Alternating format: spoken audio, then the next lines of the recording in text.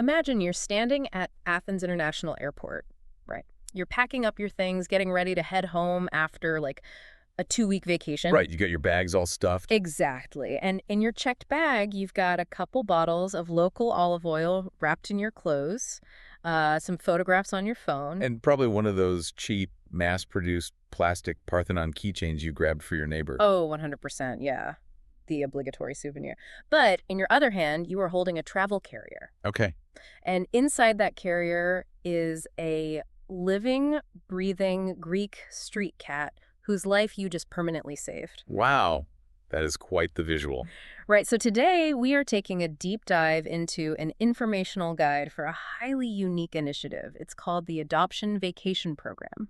And this is run by a nonprofit animal rescue in Greece called Let's Be S.M.A.R.T, correct? That's the one. Yeah. And our mission today is to figure out how this program is completely, dismantling the traditional concept of a tourist souvenir. This is fascinating in itself. Yeah. We really want to understand the logistics, too, like how they actually remove the massive, daunting barriers of international pet adoption. Because taking an animal across international borders is notoriously difficult. Oh, it's a nightmare. The red tape is usually enough to stop anyone in their tracks. Exactly. But they've built a system that allows everyday travelers to bring home a rescued cat. Yeah. So, okay, let's unpack this. Because if you look at that standard tourist keychain you buy out of obligation, it usually just ends up forgotten in a junk drawer, right? Yeah, absolutely. There is a certain hollowness to it. I mean, compare that to the sheer gravity of adopting a living creature. It's an entirely different universe of travel experience. It really represents a fundamental shift in the mechanics of animal rescue, too. How so? Well, we are looking at a scenario where a nonprofit has recognized an untapped resource, which is global tourists, and they've engineered a pipeline to connect those tourists with a local crisis. Right. And to understand why Let's Be S.M.A.R.T is so aggressively pushing this program for 2026, we have to look at the reality on the ground.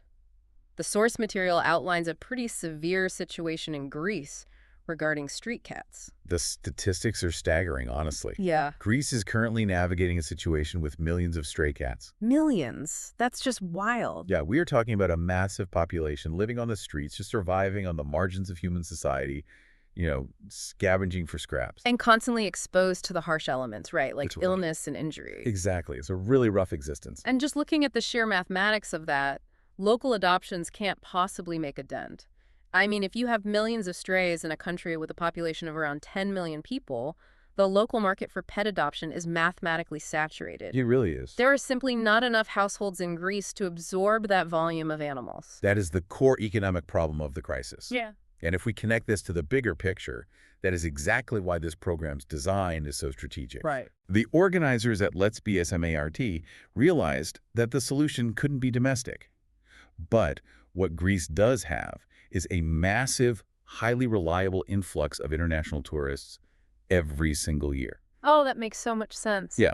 By targeting these travelers, the rescue is effectively crowdsourcing a solution to a localized crisis. Yeah. They are taking a domestic bottleneck and opening it up to a willing global audience. Creating life-saving opportunities that otherwise wouldn't even exist. Exactly. I hear that, but I have to push back a bit on the psychology of the tourist here. Okay, go ahead. Because if I'm taking my hard-earned PTO and spending a significant amount of money to go unwind on a Mediterranean beach, the last thing I want is to be confronted with systemic animal suffering. And I totally get that. Like you're trying to read a novel, you're trying to decompress, and suddenly you see a sick kitten.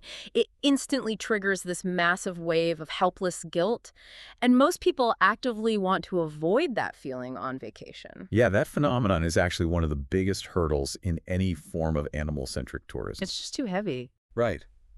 The natural, self-protective human response to seeing suffering that you feel completely unequipped to fix is to just look away. Yeah. You compartmentalize it so it doesn't ruin your itinerary. Yeah, out of sight, out of mind. Exactly. But what makes the adoption vacation program so effective is how it intervenes in that exact psychological moment. It takes that paralyzing feeling of guilt and provides an immediate, actionable off-ramp. So it basically flips the script from I'm a helpless bystander to I have agency here. Precisely. The program is designed to empower the traveler. The source material highlights this heavily, actually.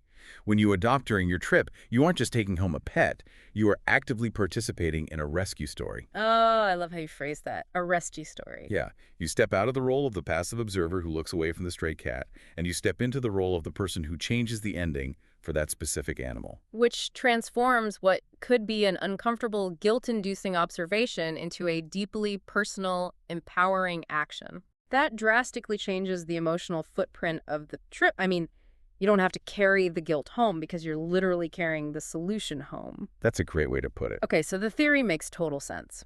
The scale of the crisis dictates that they need an international pipeline. But practically speaking, how does a tourist actually do this? Logistically, you mean? Yeah, because if you're visiting Greece, your schedule is probably packed. You are juggling ferry tickets, hotel check-ins, tours of the Acropolis. You don't exactly have days to spare to go wandering around looking for a stray cat to vet. Right, time is precious on vacation. And the guide addresses that friction by offering two highly distinct pathways to adoption. They're designed to fit entirely different travel styles. Okay, what's the first one? The first method they outline is called Choose Before You Travel. This is built for the meticulous planner. Here's where it gets really interesting because it sounds almost like Bumble for pet adoption. Like you can vet the profiles before you commit. That's actually a very apt way to look at it. You can browse their available cats online through their website or their active YouTube channel long before your flight. Oh, so you get to see them in action on video. Yeah, you get a sense of their personalities, their backgrounds, and you can coordinate with the rescue from your living room. By the time you pack your bags and land in Greece, the rescue has already begun the process of preparing your specific cat for travel. So you show up and the match is essentially made. It's ready to go. Exactly. But I imagine some people don't want to pick a living creature from a digital profile. They want that spontaneous connection, you know? Oh, definitely. Which brings us to the second pathway, which they call Let Your Heart Decide on the Day. I like the sound of that. Right. For travelers who want to rely on in-person chemistry, the program invites you to visit their physical sanctuary. The classic rom-com meet cute. Except instead of bumping into someone at a coffee shop and dropping your luggage, you're wandering through a Greek sanctuary and a stray cat decides to adopt you. That's pretty much exactly how it happens. And the setting for this is quite intentional. Where is it? The sanctuary is located in Kouvaras, which is a peaceful area in the countryside of East Attica. And strategically, it is located just 15 minutes away from Athens International Airport. Oh, wow, that's incredibly close. Super close. It's open daily from 1:00 p.m. to 6:00 p.m., and the guide specifically notes its 5-star rating on TripAdvisor. It is engineered to be a seamless, low-stress addition to a vacation itinerary. So you don't have to trek hours into the wilderness to find this place. No, not at all. Okay, so if I walk into the sanctuary in Kouvaras, what is the actual environment like? What kind of animals am I going to see? You'll encounter an incredibly diverse population. The source describes everything from highly energetic kittens to calm, wise senior cats. A little bit of everything. Yeah, they have special needs cats, bonded pairs that require adoption together, shy animals that need a patient home, and of course, social butterflies that will, as you described earlier, just climb right in your lap the moment you sit down. But the guide uses a very specific phrase to describe the physical space itself. It calls it a cage-free home-style rescue. Yes. That seems like a deliberate operational choice, doesn't it? What's fascinating here is that it is a profound operational choice, and it really gets to the heart of behavioral psychology and animal welfare. Really? How so? Well, think about when you walk into a traditional municipal animal shelter. The sensory environment is usually chaotic. Oh yeah, it's intense. You have rows of metal cages, concrete floors, loud, echoing barks from dogs, and just a pervasive sense of anxiety. Animals in those environments often exhibit severe stress behaviors. Like hiding in the back of the cage. Hiding, shaking, or even aggressive posturing out of fear. And as a human walking into that, your immediate reaction is usually overwhelming pity. Like you want to save the most miserable-looking animal just to get it out of that specific cage. Exactly, which often leads to adoptions based entirely on pity rather than actual behavioral compatibility. Oh, that makes sense. And the problem with pity adoptions is that once the animal decompresses in your home, their true personality emerges. Yeah. And it might clash entirely with your lifestyle. Because they were just terrified before, and now they're comfortable. Right. So let's be on. S.M.A.R.T. circumvents this by removing the institutional stressors completely. In a cage-free, home-style environment, the cats are relaxed. They are socialized with each other and with humans. They interact naturally. So you aren't meeting a traumatized version of the cat. You're meeting the actual cat. Precisely. This environment allows the potential adopter to make a genuine, organic connection. You are choosing a companion based on shared affection and a true personality match, rather than a frantic desire to rescue them from a terrifying environment. Which has to be better for everyone involved. It significantly increases the long-term success rate of the adoption. As the guide states, in this environment, it happens every single time you'll know when you know. That makes the process sound incredibly appealing. Mm. You take an afternoon, you drive 15 minutes from the airport into the peaceful countryside, and you just let a relaxed, happy cat choose you. Yep. So let's play this out. I've gone to Kavara's. I've had my meet cute with a little orange tabby. We are bonded.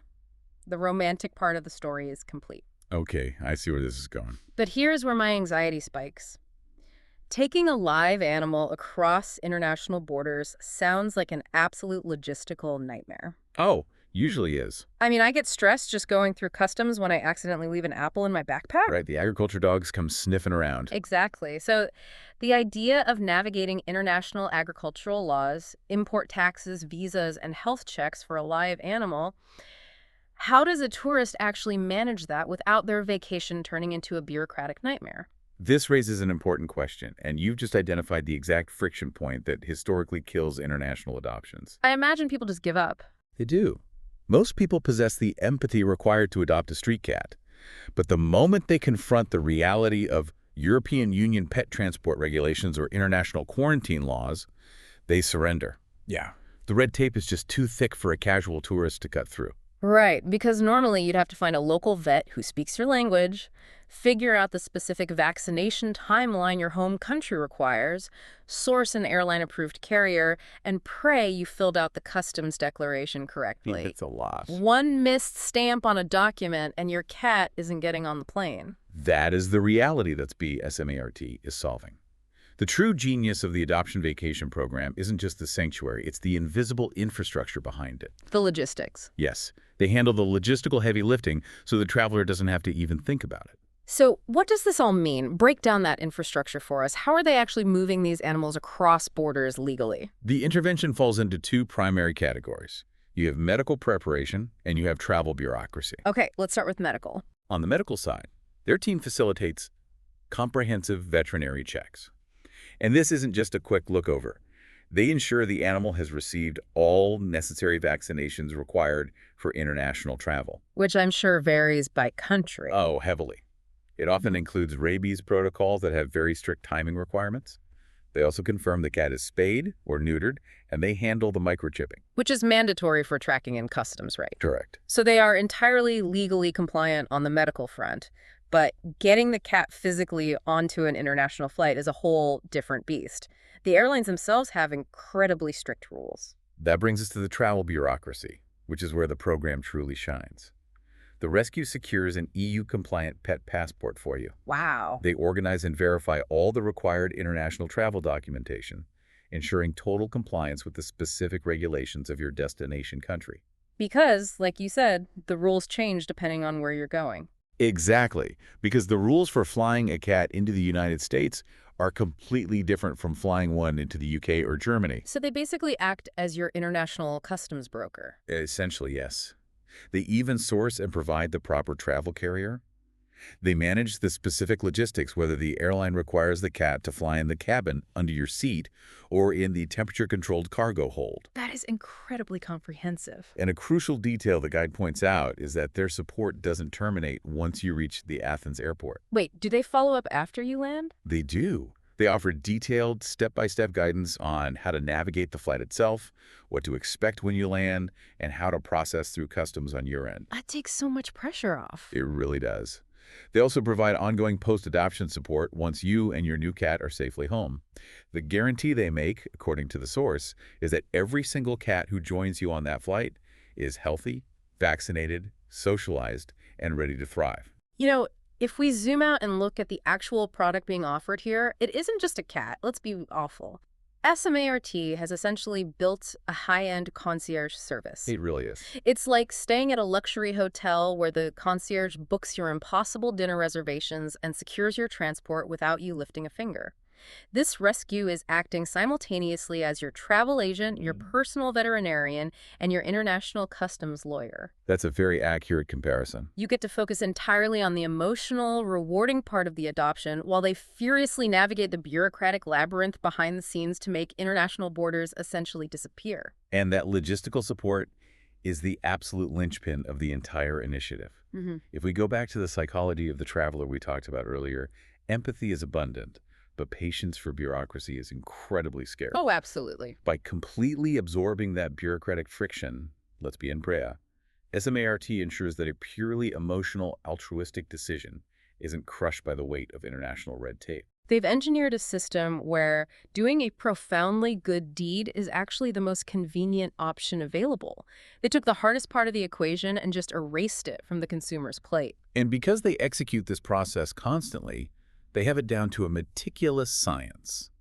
As the guide notes, they handle this complex process with love every single time. It allows the tourist to focus on the connection rather than the paperwork. It really redefines what it means to bring a memory home from a trip. So let's synthesize all of this. The core message of the source material today is that an adoption vacation allows you to travel with a highly specific purpose. Right. It's an opportunity to take a standard holiday and forge a lifelong rescue story out of it. It provides a mechanism for your presence in a foreign country to have a tangible, lasting, positive impact, rather than just being a temporary visit. Exactly. So for you listening, as you map out your future travel plans, maybe you are looking at flights to Athens for an upcoming getaway, you might want to consider carving out a few hours of your itinerary. It's highly recommended. You can initiate the process or reserve a visit to their sanctuary by emailing administration at letsbesmart.org or by calling 694-283-1950. And keep in mind the logistics we just discussed. The sanctuary in Kouvaras is incredibly accessible. It is literally just 15 minutes from Athens International Airport. Right, you could easily schedule a visit right after you land or shortly before your departure flight. It is a marginal detour in terms of time, but one that could radically alter the trajectory of two lives. Yours and the animal you pull off the street. It's a profound opportunity. And as we close out this deep dive, I want to leave you with a philosophical question to ponder, something that builds on the mechanics we've discussed today. Okay. If you critically examine the traditional model of global tourism, it is, by its very nature, a highly extractive industry. It really is. We travel to breathtaking, beautiful destinations, we consume their local resources, we walk on their beaches, we take our photographs, and then we leave. We take what we want and go home. Yeah, we leave nothing but footprints, and if we're being completely honest, we often leave a bit of a mess behind. The entire paradigm is built around what we can extract from a destination for our own relaxation and pleasure. That has been the defining characteristic of the tourism economy for decades now. But what if initiatives like the Let's Be S.M.A.R.T Adoption Vacation Program represent the necessary future of travel?